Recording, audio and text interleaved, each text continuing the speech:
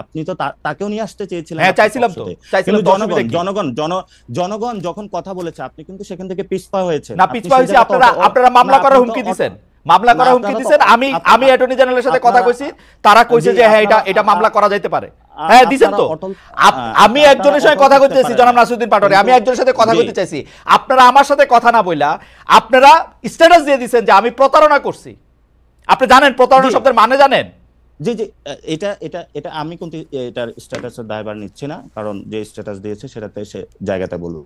কিন্তু আমরা স্পষ্টত যেটা দেখি ক্যাম্পাসে আমরা যাদের হাতে মাইর খেয়েছি, যারা আমাদের প্রতিনিয়ত পিঠাইছে, যারা প্রতিনিয়ত যাদের হাতে হলো খুনের, আমি ওরে নিয়ে আইসা কোলে বসে আদর করতাম, এরকম আপনার ধারণা? না না না না না না, আপনি কোলে নিয়ে আইসা আদর করেন, আর অথবা ও আইসা কথা বললে সব লোক আপনাদের বিরুদ্ধে চলে যেত। তাহলে আপনার সাথে তো তাদের সাথে যোগাযোগ আছে। আমার সাথে যোগাযোগ নাই, যোগাযোগ থাকতে হয় না। 50টা জায়গায় আপনাদের সাথে যোগাযোগ আছে, এবং সেই জায়গাতে বাংলাদেশের ইন্টেলিজেন্সকে একটু হেল্প করবেন কিভাবে তাদেরকে ফিরিয়ে এনে এই শিখছেন, দাবিতে হলো বিচারের এই শিখছেন আপনারা জার্নালিজম, যে আমরা আমাদের সাথে আওয়ামী লীগের লোক যোগাযোগ করলে আমরা ইন্টেলিজেন্সে তাদের নাম্বার দিয়ে দিব। এই হচ্ছে আপনাদের জার্নালিজম সম্পর্কে ধারণা। এটা হলো আমাদের জার্নালিজম ধারণা না, এটা হলো যে জায়গা থেকে খুনের বার্তা গেলে তারা আসুক বিভিন্ন জায়গায়, তারা মাঠে দাঁড়াক। শুনেন এই যে এই সাদ্দাম, আমি আজকে টেলিভিশনে বলি, এই সাদ্দাম দিয়া আমি হচ্ছে ওয়ার্স্ট সাফারার। ওকে আমি একটা প্রশ্ন করার পরে ও হচ্ছে 60,000 ফেসবুক ভুয়া পেজ খুলে আমার বিরুদ্ধে লিখছে। আমি মনে করছি ও আসবে না, ওইটা তার জন্য পিকনিক হইতো না। এটা আপনিও তার ভিকটিম ছিলেন। হ্যাঁ, তাহলে সেজন্যই তো আমি তার প্রশ্ন করতে চাই। আপনারা কি দেখেছেন যে এই টিমের একটি স্ট্যাটাসে এবং তাদের একটা লাইভ টক শোতে সবাইকে হত্যার হুমকি দিয়েছে? এটা কি আপনি দেখেছিলেন?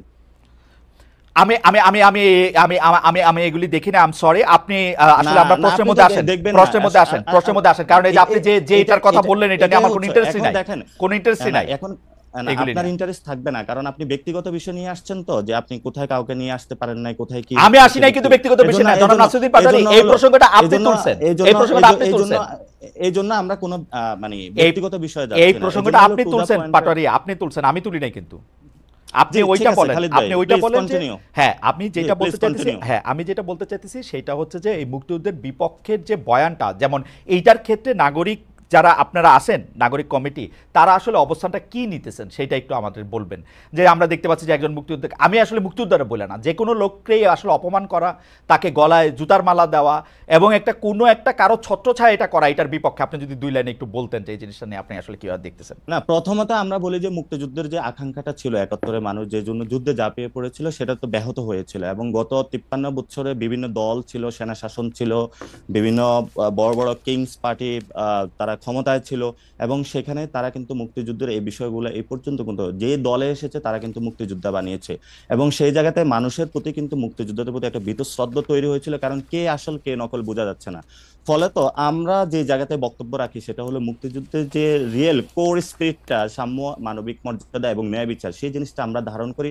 সেই জিনিসটা ধারণ করে বলেই কিন্তু আমরা 24-এ উঠে দাঁড়িয়েছি, এবং 24-এ সেই আবেদনের ভিত্তিতেই কিন্তু আমরা মাঠে রক্ত দিয়েছি। এবং আমরা এই ক্ষেত্রে কোনো মুক্তিযোদ্ধার সাথে কোনো বেমানান কোনো কিছু করা হবে, অথবা তাদেরকে হত্যা বা গুম করা, অথবা তাদেরকে অ্যাসাল্ট করা হবে, আমরা কখনো এগুলো কোনো সমর্থন করি না। ইভেন আমরা কোনো ব্যক্তিকে আইনের শাসন নিজের হাতে তুলে দেওয়াকে অপছন্দ করি, এবং এটার আমরা তীব্র বিরোধিতা করি। কারণ কোনো ব্যক্তিকে হলো বাসায় থেকে উঠে নিয়ে কান ধরে উঠবসা করা অথবা তাকে এজাল্ট করা, আমরা কখনো এই বিষয়গুলো সমর্থন করি না। আমরা মনে করি দেশে একটি সুন্দর বিচার প্রক্রিয়ার মধ্যে যদি কেউ কোনো অপরাধ করে থাকে সেটার বিচার হবে, আর যদি সে অপরাধ না করে থাকে, যদি কেউ তাকে সেই এলিগেশন এনে থাকে, তাহলে তার বিচার করা হবে। আমরা সেই সুন্দর বিচার প্রক্রিয়া বিশ্বাস করি। ওকে, জনাব নাসিরউদ্দিন পাটোয়ারি, আপনাকে ধন্যবাদ। আমরা